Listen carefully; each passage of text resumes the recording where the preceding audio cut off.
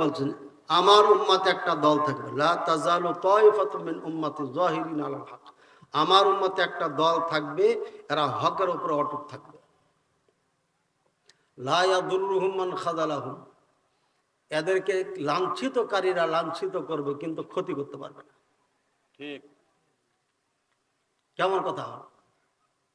রাসূলুল্লাহ সাল্লাল্লাহু আলাইহি ওয়াসাল্লামের দমদান শহীদ হয়নি, ক্ষতি হলো না? বেলালকে পিটাই নাই, ক্ষতি হয়েছে না হয়নি? সুমাইয়া রাদিয়াল্লাহু আনহাকে হত্যা করে নাই, কি ক্ষতি হয়েছে না হয় নাই? 70 জন সাহাবী উহুদের ময়দানে শহীদ হয় নাই, তাহলে ক্ষতি হলো না হলো? তাহলে কি দলটা ওই সময় ছিল না নাকি? ছিল কি ছিল না? তাহলে এই যে ক্ষতি হয়ে গেল, ক্ষতির অর্থ কি?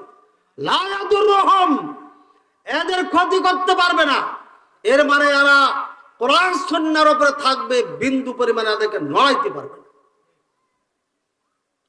কোরআন সুন্নাহ মানার কারণে চাকরি থেকে নোট, কোরআন সুন্নাহ মানার কারণে বাপ ত্যায্য পুত্র করে দিয়েছে, এই কোরআন সুন্নাহ মানার কারণে বাবা বাড়ির থেকে বের করে দিয়েছে। ক্ষতি হয়েছে না হয়নি? ক্ষতি হবে, এটা বাহ্যিক পৃথিবীর ক্ষতি, কিন্তু এখানে ক্ষতি করতে পারবে না। এই কোরআন সুন্নাহকে যে এখানে জায়গা করে দিয়েছে, আল্লাহ আল্লাহ রাসূলের ভালোবাসা অন্তরে ঢুকিয়েছে, বিন্দু পরিমাণে এখানে কোনো আঘাত করতে পারবে না। এটা যেমনি ছিল তেমনি থাকবে কিয়ামত পর্যন্ত। ভাইরা আমার, কতদিন থাকবে এই দলটা? হাত্তা ইয়াতি আমরুল্লাহ, যতদিন পর্যন্ত ঠান্ডা হাওয়া না আসবে। কিয়ামতের আগে আগে একটা ঠান্ডা হাওয়া বের হবে, আর এই হাওয়াটা গোটা পৃথিবীতে যেখানে যেখানে প্রাণী বসবাস করে, মুসলিম বসবাস করে, কাফের বসবাস করে, সব জায়গায় বিচারণ করবে। যেখান দিয়ে যাবে সমস্ত মুমিন মরে যাবে। ঠান্ডা একটা হাওয়া আসবে, এই হাওয়াতে কোনো মুসলমান থাকবে না। এই দুনিয়া শেষ, যেদিন মুসলমান শেষ সেদিন এই দুনিয়া শেষ। এই জন্য এই যতদিন মুসলিম থাকবে ততদিন পর্যন্ত এই দুনিয়া থাকবে। একজন মুসলিমের দাম কত এখন চিন্তা করে। ওই হাওয়া আসা পর্যন্ত, অর্থাৎ এই জমিনে মুসলিম থাকা পর্যন্ত আপনার এই দলটা থাকবে। সে দলটা একজনের হতে পারে, দুইজন হতে পারে, 5 জন হতে পারে, 100 হতে পারে, 1000 হতে পারে, লাখ হতে পারে, কোটি হতে পারে। এই দলটা এমন নয় যে বিশাল লক্ষ লক্ষ জনতা যার সাথে সেই, এমন কথা রাসূলুল্লাহ সাল্লাল্লাহু আলাইহি ওয়াসাল্লাম বলেন। নবিয়ুন মাহু রাজুলান, একজন নবী কিয়ামতের হাসরের ময়দানে আসবে, মাত্র 2 জন উম্মত থাকবে। নবিয়ুন মাহু রাজুলান, মাত্র কয়জন থাকবে? হাদা রাহাতুন, এটাই জামাত, এটাই জামাত। ওয়া নবিয়্যু মাহু রাহাতুন, আর একজন নবী আসবে, তার সাথে থাকবে 3 থেকে 9 জন। এটাই জামাত, এটাই হকের জামাত। গোটা পৃথিবী একদিকে, আর একজন নবী, আর সাথে 2 জন থেকে 1 জন উম্মত, এটাই হচ্ছে সেই জামাত। এই জামাত যত সংখ্যায় কম হোক না কেন, কোরআন সুন্নাহর উপরে অটুট থাকবে কিয়ামত পর্যন্ত। এটা মিটবে না, কখনো মিটবে না। ভাইয়ের আমার, যুগ যুগান্তর ধরে যুদ্ধ করে আসছে উলামায়ে কেরাম এই কোরআন, এই সুন্নাহকে প্রতিষ্ঠিত করার জন্য এই সমাজে। তাহলে এই হক দলটাকে পাবো কোথায়? এই দলটার নাম কি? এই দলটার নাম হচ্ছে ফিরকায়ে নাজিয়া। এই দলটার নাম হচ্ছে নাজাত প্রাপ্ত দল। এই দলটার নাম পরবর্তীতে রাখা হয়, এই দলটার নাম তায়েফা মানসুরা, হাদিসের ভাষায় তায়েফা মানসুরা বলা হয়। পরবর্তীতে দলের নাম হয় আহলুস সুন্নাহ ওয়াল জামাত। পরবর্তীতে দলের নাম রাখা হয় আহলুল আসার। এই পরবর্তীতে দলের নাম রাখা হয় আহলুল হাদিস। এই হল দল। কেমনে পাবো? এই দাবি কি সত্য কি সত্য না, তার প্রমাণে আরেকটি হাদিস পেশ করছি। আল্লাহ রাসূল সাল্লাল্লাহু আলাইহি ওয়াসাল্লাম বলেন, ইফতারাকাতিন নাসারা আলা 71 ফিরকা, আমার উম্মত 71 খ্রিস্টানেরা 71 দলে বিভক্ত হয়েছিল। ওয়াফতারাকাতিল ইয়াহুদ আলা 72 ফিরকা, আর ইহুদিরা 72 দলে বিভক্ত হয়েছিল। ওয়াসাতাফতারিক উম্মতি আলা 73 ফিরকা মিল্লাহ আও মিল্লাহ, আমার উম্মত অতি শীঘ্রই 73 দলে বিভক্ত হবে। কুল্লুহা ফিন্নার, এরা সবাই জাহান্নামে যাবে, ইল্লা মিল্লাতুন ওয়াহিদা, শুধু একটা ধর্ম, ইল্লা মিল্লাতাও ওয়াহিদা, একটি মাত্র দল জান্নাতে যাবে। কিলা মান হিয়া ইয়া রাসূলুল্লাহ সাল্লাল্লাহু আলাইহি ওয়াসাল্লাম, এই দলটি কোনটি হে আল্লাহ রাসূল সাল্লাল্লাহু আলাইহি ওয়াসাল্লাম? আল্লাহ রাসূল বলছেন, মা আনা আলাইহি ওয়া আসহাবি, এ আমার সাথীরা, আমি এবং তোমরা যেই ধর্মের উপরে আছি এটাই হচ্ছে নাজাত প্রাপ্ত দল। এই নীতির উপরে যারা থাকবে, এই ধর্মের উপরে যারা থাকবে, এই পদ্ধতি পথের উপরে যারা থাকবে, এই স্টাইলে যারা থাকবে, নিয়ম নীতিতে থাকবে, তারাই জান্নাতি, আর বাকি সবাই জাহান্নামী। এখন রাসূলুল্লাহ সাল্লাল্লাহু আলাইহি ওয়াসাল্লাম কিসের উপর ছিলেন? সাহাবায়ে কেরাম কিসের উপর ছিলেন? হ্যাঁ, হকের উপরে তো সবাই বলছে। ওনারা কিসের উপরে ছিল? হক হওয়ার জন্য তো কিছুর উপর থাকা লাগবে। বাংলাদেশে বিএনপি আছে, আওয়ামী লীগ আছে, জামাত আছে। এখন যদি বলা ভাই ভালো দল কোনটা, তাহলে কি বলবেন? যে কোনো একটা নাম বলবেন। তো যে কোনো একটা নাম বললে ওই দলটা তো কিছু বৈশিষ্ট্য থাকা লাগবে। এখন বলেন কোরআন সুন্নাহর উপরে যে দল আছে ওইটাই ভালো দল নাকি? তাহলে পারে হকের উপরে আছে, সাহাবায়ে কেরাম যে হকের উপরে আছেন, এরা সঠিকের উপরে। এরা সঠিক কোনটার উপরে ছিল? এরা হানাফি মাযহাবে ছিল, তাই না? সাহাবায়ে কেরাম কোন মাযহাবের উপরে ছিল? হ্যাঁ, এই যে দুইজন মুরব্বী বলছেন হানাফি মাযহাবে ছিলেন ওনারা।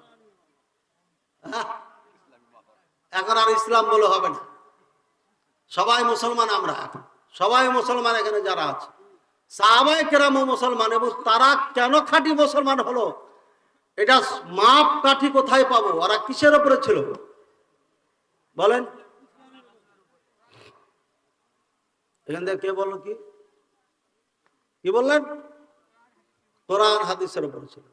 এই যে সঠিক জবাব, এই কোরআনের উপরে ছিলেন এবং হাদিসের উপরে ছিলেন, অর্থাৎ কোরআন সুন্নাহর উপরে ছিলেন। কোরআন নিয়ে তো আমাদের সমস্যা নেই, আছে? কারোর সমস্যা আছে? হ্যাঁ, কারোর সমস্যা আছে নাকি? এখনো বলেন কোরআন নিয়ে তো কোনো সমস্যা নাই। কোরআন নিয়ে কোথাও সমস্যা নাই, কিন্তু ব্যাখ্যা দিয়েছে সমস্যা, ভুল ব্যাখ্যা দিয়েছে। সূরা বাকারা আছে না? শিয়ারা বাকারা বলতে মা আয়েশা রাদিয়াল্লাহু আনহাকে বুঝিয়েছে। তাহলে এটা কোরআনের দোষ না শিয়াদের দোষ?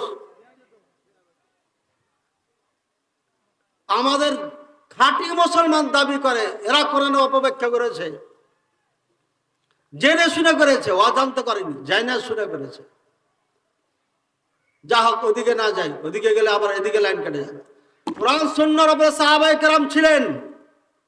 রাসূলুল্লাহ সাল্লাল্লাহু আলাইহি ওয়াসাল্লাম আরাফাতের ময়দানে বিদায় ভাষণ দিচ্ছেন, সেদিন তিনি বলেছিলেন, তারাকতু ফীকুম আমরাইন, তোমাদের মাঝে আমি দুইটি জিনিস রেখে গেলাম, লান তাদিল্লু মা তামাসসাকতুম বিহিমা, যতক্ষণ এই দুইটি জিনিসকে আঁকড়ে ধরে থাকবে ততক্ষণ তোমরা গুমরাহ হবে না। লান তাদিল্লু, কখনো গুমরাহ হবে না। এটা বাংলাদেশি অনুবাদ, কখনো গুমরাহ হবে না। দুইটা জিনিস কি? কিতাব আল্লাহ, এক আল্লাহর কোরআন, ও সুন্নতি, আমার সুন্নাত। তাহলে কোরআন সমস্যা নাই, আলহামদুলিল্লাহ। অপব্যাখ্যা দু চার জায়গাতে আছে, ওটা আমরা পরে ধরিয়ে দিব আপনাদের। এখন সুন্নাহ, হাদিস তো বহুত আছে, কোন হাদিস মানবো আমরা বলেন? ইমাম আহমদ রাহিমাহুল্লাহ 10 লক্ষ হাদিসের হাফেজ ছিলেন, বলেন সুবহানাল্লাহ। বুখারী লেখা হয়েছে 16 লক্ষ হাদিস থেকে ছাঁটাই বাছাই করে। তাহলে এতগুলো হাদিস থেকে ছাঁটাই বাছাই করেছেন 10 লক্ষ হাদিসের হাফেজ ইমাম আহমদ রাহিমাহুল্লাহ। যাতা কথা নাকি এটা? 10 লক্ষ হাদিস এখানে আছে, সুবহানাল্লাহ। চিন্তা করেছেন আপনি? কম্পিউটার হ্যাং হয়ে যাবে,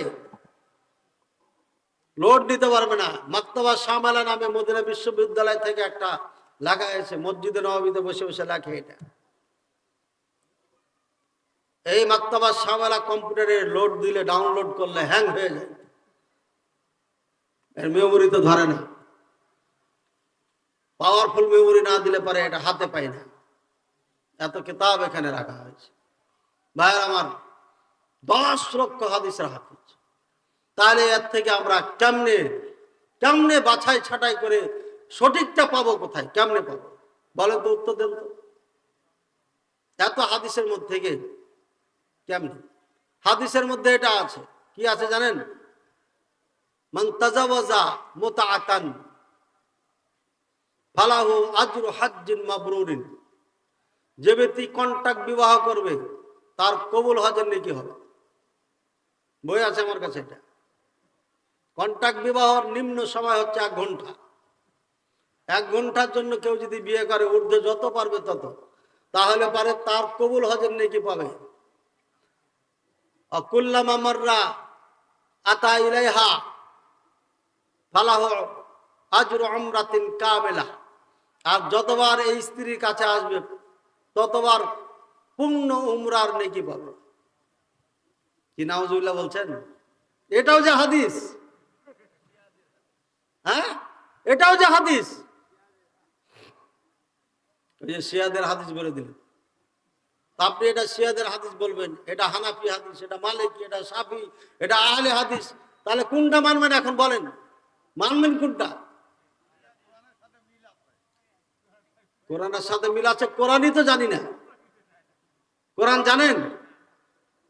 দেখেন এই চিন্তা, এই যে বুদ্ধিগালা আপনাকে শেখাচ্ছে না আলেমেরা, এই পয়েন্টগুলো আপনাদেরকে ধরাচ্ছে না। এই পয়েন্টগুলো ধরিয়ে দিলে ওরা নিজেরা ধরা খেয়ে যাবে।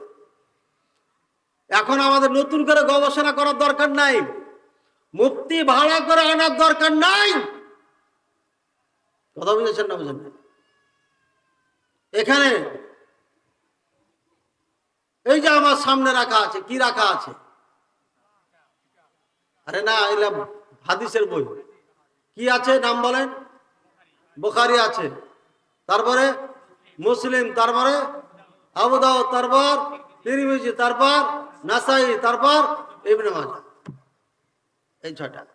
পৃথিবীতে উলামায়ে কেরাম, আল্লাহ যাদেরকে দ্বীন হেফাজতের জন্য পাঠিয়েছিলেন, এই সমস্ত হাদিস যাদের মুখস্থ ছিল, যাদের চোখের সামনে ছিল, তারা গোটা পৃথিবী ভ্রমণ করেছে। ওই সময় গোটা মিডল ইস্ট, যারা আরবিতে কথা বলে, সমস্ত উলামায়ে কেরামদের কাছে গেছেন, সমস্ত হাদিসকে লিপিবদ্ধ করে সামনে রেখেছেন। রাখার পরে প্রত্যেকটি আলেমদের কাছে যে তাহকিক করেছেন, এই হাদিস কি, এই হাদিসকে কোথায় পেয়েছেন আপনি, এই হাদিস কোথায় পেয়েছেন, এই কোথায় পেয়েছেন। বুঝছেন?